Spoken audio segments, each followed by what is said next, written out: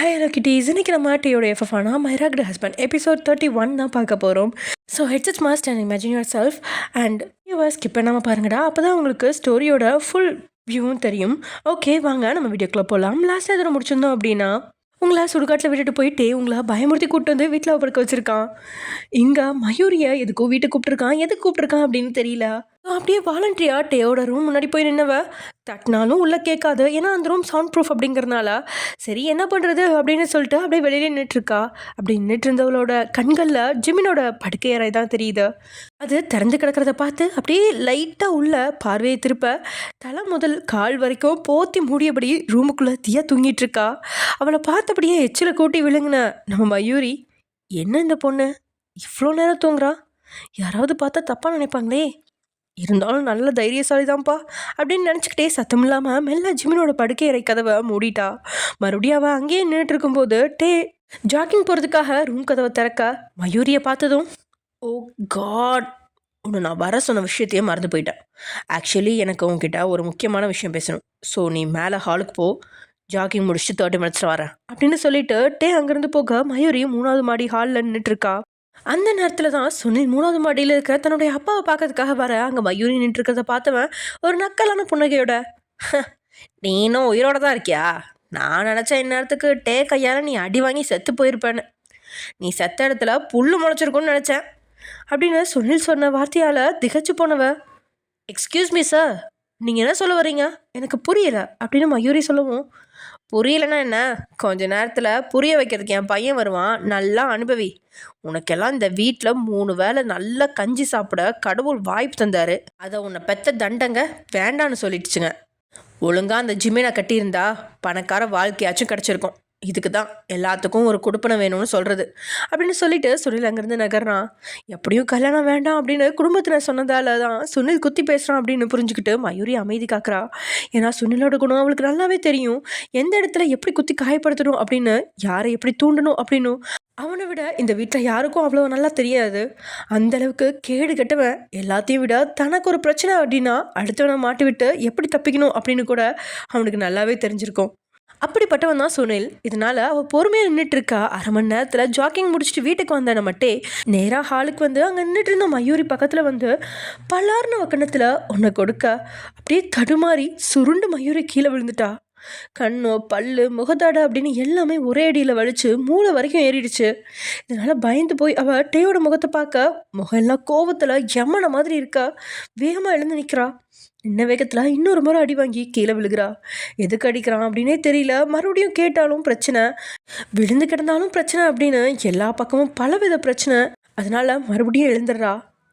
அவள் கையை பிடிச்சி சோத்தில் தள்ளினவன் அவள் சோட்டில் இடித்து நிற்கவும் இன்னொரு முறை பலாருன்னு ஒன்றை கொடுத்தபடியே, உன் மனசில் என்னடி நினச்சிக்கிட்டு இருக்கா, இவ்வளோ நாளாக நீ என்னோட உண்மையான விசுவாசின்னு நினச்சேன், பட் நீ என் கூடவே இருந்துட்டு எனக்கு துரோகம் பண்ண பார்க்குறியா அப்படின்னு சொன்ன வார்த்தை அவளுக்கு மரண பயத்தை கொடுக்குது.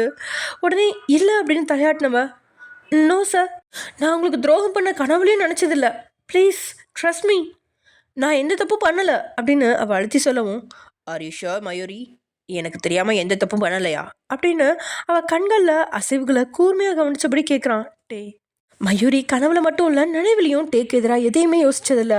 இதனால் தைரியமாக, yes sir, I am 100% sure, I never cheat you அப்படின்னு மறுபடியும் அழுத்தி தான் சொல்கிறா.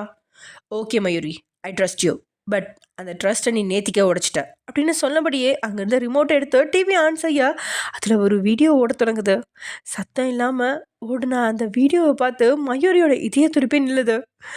ஏன்னா நேற்று மயூரி ஹோட்டலுக்குள்ளே போகும்போது திடீர்னு அவள் கையை பிடிச்சி இழுத்துவேன் புதருக்குள்ளே கூட்டிகிட்டு போய் புதருக்குள்ளே அவளை கட்டிப்பிடிச்சது, ட்ரெஸ்ஸை கழட்டினது அப்படின்னு எல்லாமே வீடியோவில் ஓடுது. செத்தா சிவனாண்டி அப்படிங்கிற மாதிரி மயூரியோட நிலைமை இருக்கா. பயந்த பார்வையா டேயோட பக்கம் திருப்பும் போதே அவள் கழுத்தை நெரிச்சு பிடிச்சவன், யாருவன், உனக்கு தெரிஞ்சவனா இல்லைனா புதுசாக எவனையாவது பாய் ஃப்ரெண்டை பிடிச்சிருக்கியா, எல்லாத்தையும் விட எவ்வளோ தைரியம்டா, எவனுக்கும் முன்னாடி ட்ரெஸ்ஸை கழட்டியிருப்ப அப்படின்னு சங்க உடைக்கிற அளவுக்கு அழுத்துறான். டேயோட இந்த கேள்விக்கான காரணம் யாரோ மயூரியை கையை பிடிச்சி அழைச்சிட்டு போகிறது, புதருக்குள்ளே கொண்டுட்டு போனது எல்லாமே தெளிவாக தான் தெரியுது. ஆனால் அந்த நபரோட முகம் ஒரு வீடியோலையுமே கிளியராக இல்லை. அந்த அளவுக்கு அந்த நபரோட முகம் மறைஞ்சிருக்கு. அதோட புதரில் மயூரி ட்ரெஸ்ஸை கழட்டினது கிளியராக இல்லை, இருந்தாலும் அவள் ட்ரெஸ்ஸை கழட்டினா அப்படின்னு மட்டும் சரியாக கணிக்க முடியும். அப்படி ஒரு கண்டிஷனில் தான் வீடியோ இருந்துச்சு. ஏன்னா அந்த வீடியோஸ் கொஞ்சம் தொலைவில் இருந்ததால் மொத்தமாக ஜூம் செஞ்சு எடுத்ததில் வீடியோ அவ்வளோ கிளியராக இல்லை. எப்படியோ வீடியோ கிளியராக இல்லாததும் அவளுக்கு சாதகமாக அமைய, செத்தாலும் ராகவோட பேரை மட்டும் சொல்ல மாட்டேன் அப்படிங்கிற மாதிரி மயூரி நின்றுட்டுருக்கா. கழுத்தில் கொடுத்த அழுத்தத்தில் மூச்சு விடவே சில நொடி திணறா. ஆனாலும் வாயை திறக்காதவளோட நெஞ்சழுத்தத்தை பார்த்தவன் இன்னும் அழுத்தி கழுத்தை பிடிக்க, ஒரு கட்டத்தில் சுத்தமாக மூச்சு விட முடியாமல் டேயோட கைகளை தட்டி விட பார்க்க அவன் கைகளை விடுற மாதிரி இல்லை. இப்படியே கண்கள் உள்வாங்க மயங்கி கீழே விழுகிறா. அங்கே இருக்கிற மேஜையில் அழகுக்காக பூக்கள் வைக்கப்பட்டிருக்க அந்த பூக்களுக்கு அடியில் இருந்த மொத்த தண்ணியும் எடுத்து வந்து ஜாடியோடு எடுத்துட்டு வந்து அவள் தலையில் கவுத்துறான். தண்ணி பட்ட உடனே மயங்கி கிடந்தவ எழுந்திருக்க, கண்ணு திறந்த அடுத்த செகண்ட் கையை பிடிச்சி எடுத்து எழுப்புனவன் மயூரியோட முகத்தையே இமைக்காமல் பார்க்குறான். இவ்வளோ நேரம் மயூரி புதுசாக யாரோ ஒருத்தரா காதலிக்கிறாளே அப்படின்னு யோசிச்சவனுக்கு இப்போதான் மயூரியோட பழைய காதல் ஞாபகம் வருது. அவனோட பேரை சொல்கிறதுக்கே, அதுவும் டேக்கிட்ட சொல்கிறதுக்கு தான் ரொம்ப பயப்படுவா. ஒருவேளை அவனாக இருப்பானோ அப்படிங்கிற சந்தேகத்தில், நீ நைட்டு புதருக்குள்ள கும்மி அடிச்சது ராகவ கூட தானே அப்படின்னு டே கேட்க, அடுத்த நொடிய மயூரியோட கண்கள் அதிர்ச்சியில் அகல விரிஞ்சு கண்களில் கண்ணீர் நிரம்பிருச்சு. அவளோட இந்த ரியாக்ஷனை யார் அப்படிங்கிறத காட்டி கொடுத்துருச்சு. எல்லாத்தையும் விட அவன் எந்திருக்கிற நபரை இவ காதலிக்கிறாளே அப்படின்னு அத்தனை கோபம் கண் முன்னாடி தாண்டவமாடா. How dare you! உனக்கு இந்த ஊரில் காதலிக்க எந்த நியாயமே கிடைக்கலன்னு அவன் பின்னாடி சுத்துறியாடி. உன் லவ் கதை தொடங்கின 6வது மாதத்துலேயே அந்த கருமம் பிடிச்சவனை நீ லவ் பண்ணுறன்னு தெரிஞ்சு அப்போவே வான் பண்ண. ஆனால் நீ என் முன்னாடி நான் இனி அவனை திரும்பி கூட பார்க்க மாட்டேன்னு சொல்லிட்டு உன் அம்மா அப்பா கிட்ட எனக்கு ராகவை கட்டித்தாங்கன்னு சொல்லி கெஞ்ச தொடங்கினேன். அதுக்கப்புறமும் நான் உன்னை மிரட்டினதால இனிமே ராகவை பார்க்கவே மாட்டேன் சார்னு திரும்பவும் சொல்லி கெஞ்சி கொஞ்ச நாள் ஒழுங்காக சுற்றிக்கிட்டு இருந்த. ஆனால் அந்த வீணா போன ஜிமின் உன் லவ் மேட்டர் தெரிஞ்சு திரும்பவும் உனக்கு மாமா வேலை பார்த்து ஹெல்ப் பண்ணி அவன் கூட சேர்த்து வச்சான்னு எனக்கு நல்லா தெரியும். அதையும் சகிச்சுக்கிட்டு மறுபடியும் 2 மாதத்துக்கு முன்னாடி உனக்கு நான் கடைசி வார்னிங் தந்தேன். அப்பையும் நீ என்கிட்ட இனிமேல் நான் என் வாழ்க்கையில் ராகவை திரும்பியே பார்க்க மாட்டேன்னு பக்கம் பக்கமாக டைலாக் சொல்லிட்டு என்ன காரியம் பண்ணியிருக்க. அதுவும் அவன் முன்னாடி இவ்வளோ கேவலமாக ட்ரெஸ்ஸை கழட்டுவ கிஸ் பண்ணுவேன்னு நான் எதிர்பார்க்கவே இல்லை. உன் அம்மா அப்போ உன்னை கஷ்டப்பட்டு படிக்க வச்சு நல்ல நிலைமைக்கு கொண்டு வந்தது இவ்வளோ கேவலமாக நீ நடந்துக்கிறத பார்க்கறதுக்காவாடி. நான் எல்லாம் எந்த பொண்ணும் பெருசாக படிக்கக்கூடாது, வேலைக்கு போகக்கூடாதுன்னு நினைப்பேன். அப்படி இருந்தும் கூட உன்னை பார்த்து சில நாள் வியந்து போயிருக்கேன். ஒரு வேலை என்னோட கெஸ்ஸிங் தப்பு, பொண்ணுங்களும் படிக்கணும் வேலைக்கு போகணும் அப்படின்னு உன்னை பார்த்து தாண்டி நினச்சேன். ஆனால் என் நினப்பில் மண்ணள்ளி போட்ட மாதிரி உன் பிஹேவியர் இவ்வளோ ஒஸ்ட்டாக இருக்கிறது நான் நினச்சி கூட பார்க்கல.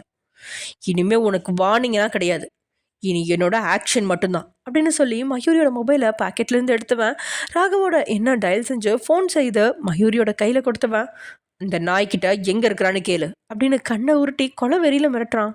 பயத்தில் நாக்கெல்லாம் வறண்டு மேலனத்தில் ஒட்டி பேச்சே வராமல் தடுமாறினவளோட மனசோ ராகவ் ஃபோன் அட்டன் பண்ணாதடா அப்படின்னு கெஞ்சி முடிக்கிறதுக்குள்ளேயே ராகவ் ஃபோனை அட்டன் பண்ணி, ஹலோ மயூரி, என்ன திடீர்னு ஃபோன் பண்ணியிருக்க?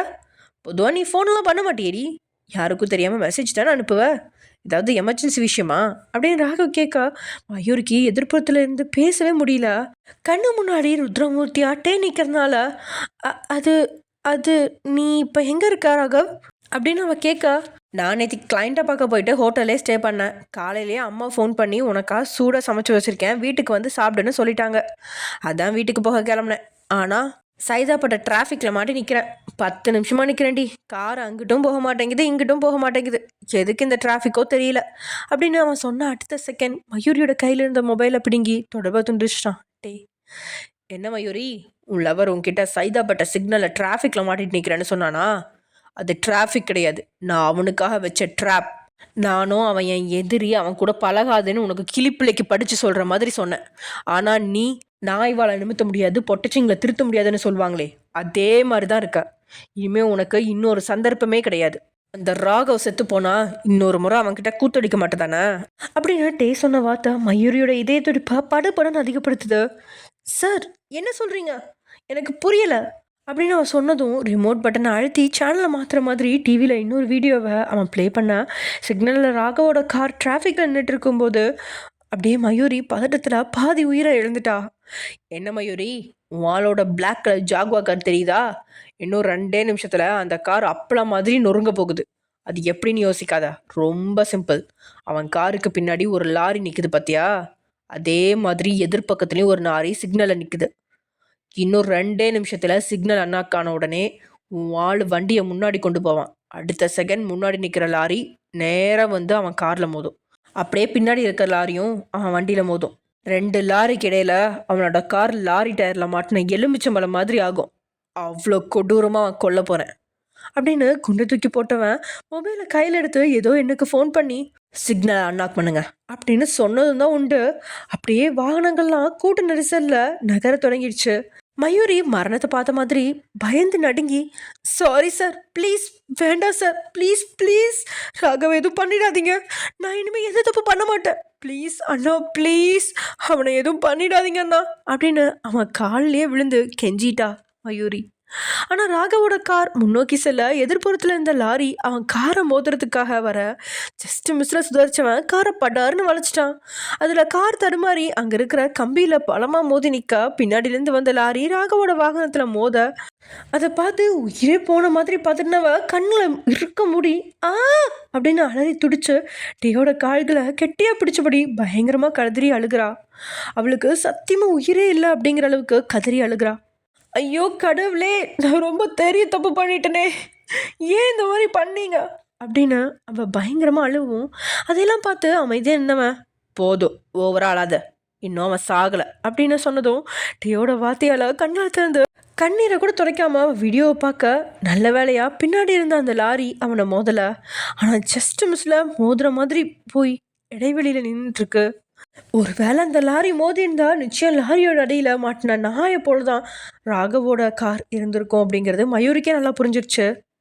என் கார்டை நீ கழுவி விட்டதெல்லாம் போதும், கொஞ்சம் எழும்புறியா அப்படின்ட்டே சொல்லவும் வேகமாக எழுந்தவளோட கையில் ஒரு காகிதத்தை கொடுத்தவன், ஓப்பன் பண்ணி வாசிச்சுப்பாரு அப்படின்னு சொல்லவும் பயத்தோடையே அதை பிரித்து வாசித்து பார்த்தவ முகம் எல்லாம் விளறி போயிடுச்சு.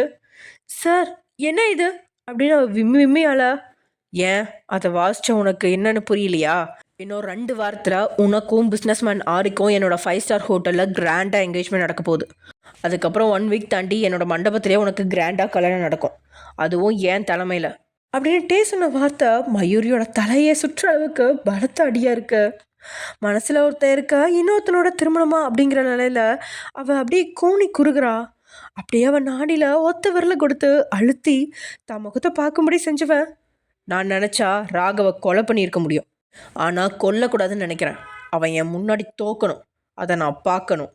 தேவையில்லாமல் அவன் பின்னாடி சுற்றி அவசரப்பட்டு சின்ன பையனை அல்பாயுசில் போக வச்சிடாத. நான் என்ன சொல்ல வரேன்னு உனக்கு புரியுதா மிஸ் மயூரி அப்படின்னு காண்டா கேட்க. இதுக்கு மேலே அவன் தெளிவாக சொல்ல வேண்டிய அவசியமே இல்லை. அந்த அளவுக்கு அவன் மனசில் இனியும் அவன் பின்னாடி சுற்றினா என்ன நடக்கும் அப்படிங்கிறத நல்லாவே புரிய வச்சிருச்சு. மனசுக்குள்ளே அத்தனை வேதனை இருந்தும் கண்களில் வடிஞ்ச கண்ணீரை விரல்களால் துடைச்சவ, ஓகே சார், நான் ஆரியை கல்யாணம் பண்ணிக்கிறேன், இனிமேல் ராகவ் பக்கம் திரும்பி கூட பார்க்க மாட்டேன், அவன் இங்கே எதுவும் பண்ணிடாதீங்க ப்ளீஸ் அப்படின்னு சொல்லிட்டா. வெரி குட், இப்போ மாதிரி எப்பவும் ஒழுங்காக இருக்கணும், அதுதான் உனக்கு நல்லது. இன்றைக்கி நைட்டு உனக்கும் ஆரிக்கும் ஃபர்ஸ்ட் டேட்டிங் ஃபிக்ஸ் பண்ணியிருக்கேன், அதுவும் நேற்றுக்கு நான் போனேன் அதே 5 ஸ்டார் ஹோட்டலில் அப்படின்னு சொன்னதும் எதுவும் புரியாமல் மயூரி அவன் முகத்தையே பார்க்க, என்னடி இப்படி பார்க்குற, உங்கள் 2 பேரையும் கோத்து விட மாமா மேலே பார்க்குறேன்னு நினைக்கிறியா? நீ நினச்சினாலும் நினைக்காட்டியும் அப்படி தான் பண்ணுறேன். ஒழுங்காக சாயங்காலம் பொண்ணு மாதிரி ட்ரெஸ் பண்ணி அவன் கூட டேட்டிங் போ. அப்புறம் அவன்கிட்ட தேவையில்லாமல் ராகவ் கூட பழகினேன், அவன் முன்னாடி ட்ரெஸ்ஸை கழட்டினேன்னு உடம்பை காட்டினேன்னு ரொமான்ஸ் பண்ணேன்னு எதையாவது உளறி வைக்காம நடந்ததெல்லாம் கமுக்கமாக உன் மனசுக்குள்ளேயே போட்டு எரிச்சிட்டு ஆரியை கட்டிக்கிட்டு செட்டில் ஆகிற வழியை பாரு. இன்னொரு முறை என்னை இந்த அளவுக்கு பேச வச்சிடாத மயூரி அப்படின்னு டேசலவும், இதுக்கு மேலே அவளை அனுப்பி வச்சா கூட ராகவ் பக்கத்தில் திரும்பி கூட பார்க்க மாட்டா. அந்த அளவுக்கு டே செஞ்ச சம்பவம் அவள் மனசை பாதிக்குது. டேயோட கொடூரமான குணமும் அவளுக்கு நல்லாவே தெரியும். இதனால் மனசை கல்லாக்கிக்கிட்டு, ஓகே சார், இன்றைக்கே பொண்ணு மாதிரி ட்ரெஸ் பண்ணி ஆரி கூட டேட்டிங் போகிறேன் அப்படின்னு சமாளிச்சு விட்டலோட கண்கள்லேருந்து வேதனையிலேருந்து கண்ணீர் துளி எட்டி பார்க்குது. அப்புறம் கடைசியாக ஒரு விஷயத்த நல்லா ஞாபகம் வச்சுக்கோ, இன்னொரு முறை அண்ணா நொன்னான்னு கூப்பிட்டேன்னு வச்சுக்கோ, நடக்கிறதே வேற. எல்லாத்தையும் விட நீ ஒரு தைரியசாலி, நல்லா ஞாபகம் வச்சுக்கோ. யார் முன்னாடியும் அழவே கூடாது. உன் சொந்த அம்மா அப்பா செத்தா கூட கல் மாதிரி இருக்கணும். அதுதான் நான் உனக்கு சின்ன வயசுலேருந்து கற்று தந்திருக்கேன். அந்த மாதிரி தான் நடந்துக்கணும், புரியுதா? அப்படின்னு சொன்னவன் மயூரோட கண்கள்லேருந்து வந்த கண்ணீரை அழுத்தி தொடச்சி விடுறான். அவனோட இந்த செயலால் ஒரு நொடி பிரமித்து டேயை பார்க்குறா. 5 வயசில் சின்ன பொண்ணாக இருக்கும்போது அவளுக்கு பிடிச்ச ஒருத்தன் டே மட்டும்தான். ஏன்னா ஜிமின் சின்ன வயசில் எப்பயுமே மயூரியோட தலைமுடியை பிடிச்சி இழுக்கிறது, கீழே தள்ளி விட்டுறதுன்னு குறும்புத்தனம் செய்வான். ஆனால் டே அப்படிலாம் கிடையாது.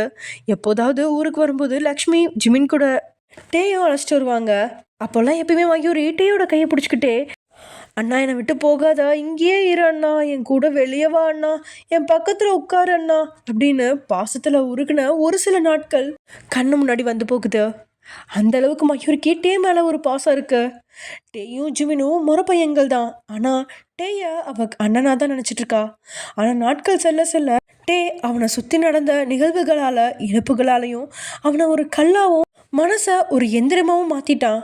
எவ்வளோ இறக்கமாக இருந்தவன் மொத்தமாக கொடூரமானவனாக மாறி பிஸ்னஸில் காலடி எடுத்து வைக்கிறான், முத்திரையும் பதிக்கிறான்.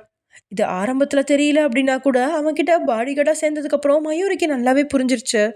இப்படிப்பட்டவனை அண்ணன் அப்படின்னு அழைச்சேனா அப்படிங்கிற அளவுக்கு கோணி குறுகி இருக்கிறா. அதெல்லாம் நினைவுக்கு வர, ஓகே சார், இனிமே என் வாயிலேருந்து அண்ணங்கிற வார்த்தையே வராது அப்படின்னு சொல்லிட்டா. வெரி குட், போய் என் சிஸ்டத்தில் இருக்க கரப்ஷனை சரி பண்ணிவிட்டு பிரேக்ஃபாஸ்ட் சாப்பிட்டு வீட்டுக்கு போய் கிளம்பி ஆஃபீஸ்க்கு வா அப்படின்னு சொன்னவன் அவளோட கண்களில் இருந்த மீதி கண்ணீரையும் தன்னுடைய சட்டையால் அழுத்தி தொடச்சிட்டு சரி பண்ணிவிட்டு அவளை விட்டு விலக மயூரியும் அங்கேருந்து போகலாம் அப்படின்னு ஒரு கால் எடுத்து வைக்க அதிர்ச்சியில் அப்படியே நிற்கிறா. ஏன்னா கையில் காஃபி கப்போட நீங்கள் டேயும் மயூரியும் சந்தேகத்தோட பார்த்துட்ருக்கீங்க. நடந்த சண்டை எதையுமே நீங்கள் பார்க்கவில்லை. நீங்கள் காஃபி கப்போட மேலே வரும்போது டே மயூரியோட கண்களை அழுத்தி தொடச்சிட்டு இருக்கிறத மட்டும்தான் பார்க்குறீங்க. அவங்க பேசினதெல்லாம் தூரத்தில் நின்று உங்களுக்கு காதில் கேட்கவே இல்லை. ஆனால் உங்களோட பார்வையில் இருக்கிற வித்தியாசத்தை பார்த்த மயூரி இன்னும் கூனி குறுகி போயிட்டா.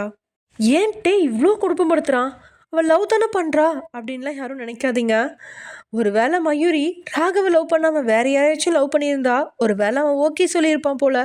ஆனால் ராகவை லவ் பண்ணுறதுனால தான் மயூரியோட லவ்வுக்கு இவ்வளோ பெரிய எதிர்ப்பு.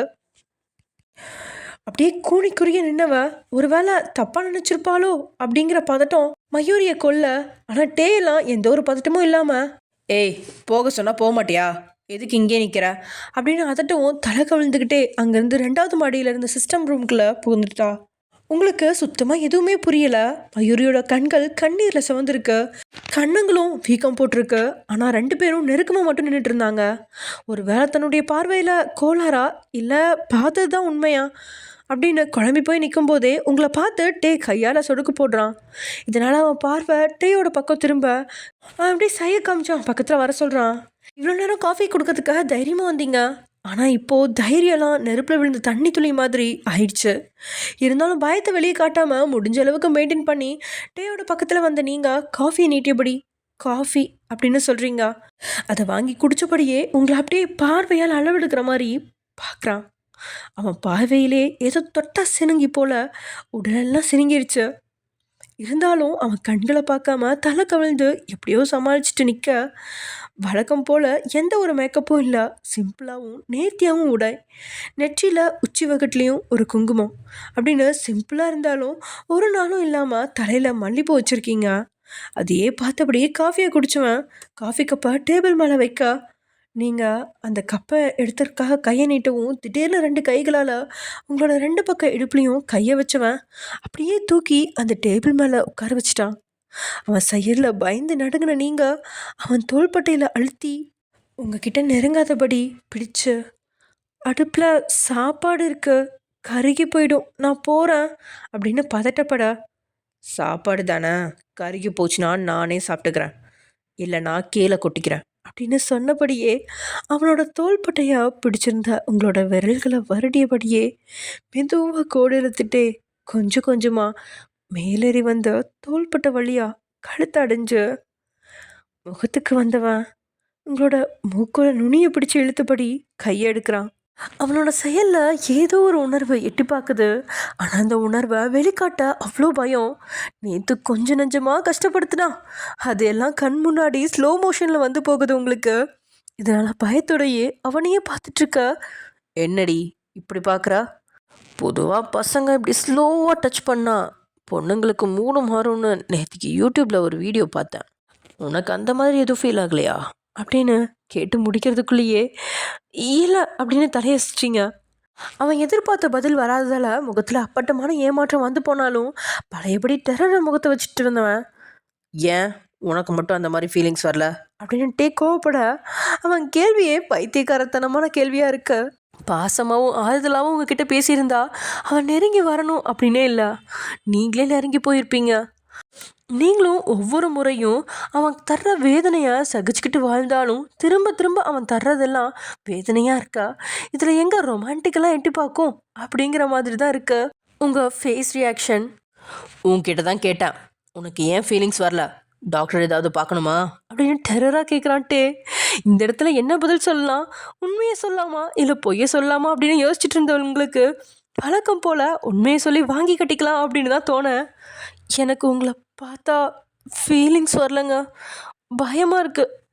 நீங்கள் என் மனசுக்கு பிடிச்ச மாதிரி இல்லை. உங்ககிட்ட காசு பணம் மட்டும்தான் இருக்குது, பாசமும் காதலும் இல்லை அப்படின்னு உயிரை கையில் பிடிச்சிக்கிட்டு பேசுகிற மாதிரி தான் எப்படியோ பேசிட்டீங்க.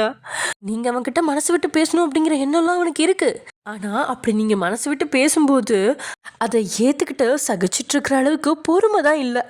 பணம், வசதி, பாசம் மூணுமே கிடைக்கும், ஆனால் காதல்லாம் வாய்ப்பே இல்லை அப்படிங்கிற தாட்டையோட ரியாக்ஷன். இதனால் பார்வையே கருட பார்வையாக உங்களோட பக்கம் திரும்ப, ஐயோ வயன் வாய் தாண்டி உனக்கு வேணா, இன்னைக்கு எதை பிழிஞ்சு எடுக்க போறான்னு தெரியலையே, முடிஞ்ச அளவுக்கு ஒன்று நீயே காப்பாத்திக்கோ அப்படின்னு உங்களோட மனசு வசைப்பாட உங்களுக்கு பயம் வந்தாலே கைகள் ஆட்டோமேட்டிக்காக முதல்ல 2 அங்கங்களையும் தான் மறைக்கும். அதுபோல் மறைச்சிக்க கையை தூக்கும் போதே 2 கைகளையும் பிடிச்சவன் திடீர்னு உங்களோட நெஞ்சுக்குழியில் முகத்தை அழுத்தி புதைச்சிட்டான். நீங்கள் சேலை கட்டி இருந்தாலும் அவன் அழுத்தின அழுத்தத்தையும் அவனோட சூடான மூச்சு காத்தும் சேலையை தாண்டி உங்களோட உடலில் நல்லாவே உணருது. மொத்தமாக பதறி போன நீங்கள் அவன்கிட்ட இருந்து கையை உருவி டேயோட தலையில் கையை வச்சு தள்ளி விளக்குன நீங்கள் டேபிள்லேருந்து ஒரே கொதி தான், இதுக்கு மேலே டீ கப்பும் வேண்டாம் டேயும் வேண்டாம் அப்படிங்கிற மாதிரி ஒரே ஓட்டமாக ஓடிட்டீங்க. ஆனால் படிக்கட்டு பக்கத்தில் வர்றதுக்குள்ளே உங்களோட இடுப்பில் கையை போட்டு கொத்த தூக்கிட்டான்.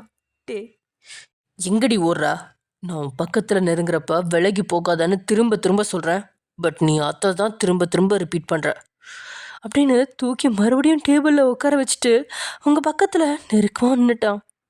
அவன் ரொமான்டிக்காக தூக்கி வந்தால் கூட பரவாயில்ல, தப்பிச்சு ஓடின உங்களை தூக்கிட்டு வந்து உட்கார வச்சுருக்கான். அப்படி இருக்க உங்களோட மனநிலை எப்படி இருக்கும்? அப்படிப்பட்ட மனநிலையில் பஞ்சராகி போனது மாதிரி அவனை பார்க்க அவனோட பார்வை எல்லாமே உங்களோட கை விரல்கள் மேலே தான் இருக்கு. ஏண்டி மோதிரத்தை கழட்டின அப்படின்னு அவன் கரகரத்த குரலில் கேட்க அவன் இன்னும் ஆக்ஷன் முடிக்கே போகல. அதுக்கே உடலெல்லாம் பயத்தில் நடுங்கி மறுபடியும் சமநிலைக்கு வரவே 2 நிமிஷம் எடுத்துக்கிச்சு.